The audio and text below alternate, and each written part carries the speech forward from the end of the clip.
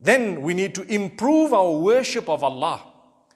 If the masajid have been restricted, now you're at home, make sure you fulfill your salah on time. Perhaps when Allah sees that you're taking more time to fulfill your sujood and your ruku' and you're crying to Allah and you're reading your Quran, He might become pleased with us and eradicate whatever calamity has befallen us, so that the masajid will be open once again, because He loves the way we worship Him. Subhanallah. Subhanallah. There are restrictions not only in our countries here in Southern Africa, but there are restrictions across the globe in so many countries. I heard about the UK with some very, very stringent measures they've put in place. This would apply to them too. May Allah subhanahu wa ta'ala be pleased with us. Increase your ibadah. Increase your charity. As-sadaqatu tudfi'ul bala. When you're charitable, it will extinguish calamity. So a charity is like a fire extinguisher. And the more you give, the more likelihood there is of that calamity being extinguished, because calamity is like a fire. My beloved brothers and sisters, charity begins at home, and charity is not only monetary. Remember that.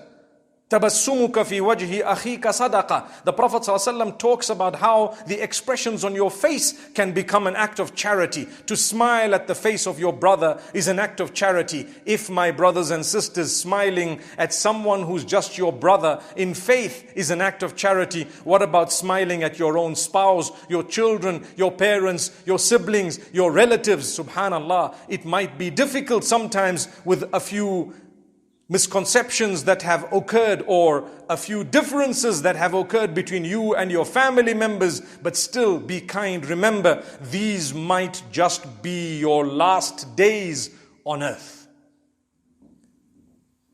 So we will give out the charity, we will take time in worshipping Allah, we will increase the ways that we worship Allah. If I was only fulfilling salah, I will begin to fulfill not just my farad, but my sunnah and nafil as well. I will take my time in my prayer. If I used to take 5 minutes for farad, I will now endeavor to take a little bit longer in order to worship Allah more. The number of sujood you are going to make for Allah is already written. You do not know, you might only have 20 or 40 remaining. Or this might be your last prayer. People are dying and passing away of sudden heart attacks. Calamity has befallen a lot.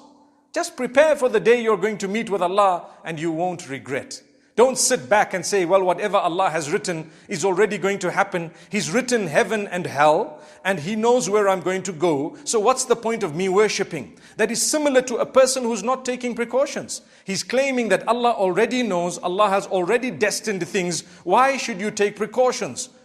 Well, for the same reason that you need to do deeds, even though Allah already knows whether you're going to Jannah or Jahannam. Subhanallah. Because you don't know. So Allah expects you to work towards something, and then He will open the doors of that because you're working towards it. وَالَّذِينَ جَاهَدُوا فِينَا لَنَهْدِيَنَّهُمْ سُبُلَنَا. Those who strive towards us, who strive in our path, in our cause, who strive to come to us, we will open for them the doors that lead to us, the doors of guidance. We will guide them to those doors. So you need to utilize your energies in the right direction. My brothers and sisters, similarly, we need to make amends when it comes to the difficulties we have faced and the differences we have faced with our family members and others. Seek forgiveness from people. It's very important. Just like you're seeking forgiveness from Allah, just like you're increasing your ibadah, just like you're giving charity, just like you're promising to quit sin, you also need to definitely seek forgiveness from those whom you've wronged. Make peace with them. Don't say to yourself that I'm going to leave this for the day of judgment. You be the bigger person. Go out and seek forgiveness. You never know what might happen on the day of judgment. You might be the one who's wrong. Subhanallah. So don't leave it for that. An intelligent person is one who sorts his matters out here on earth before he goes to the hereafter.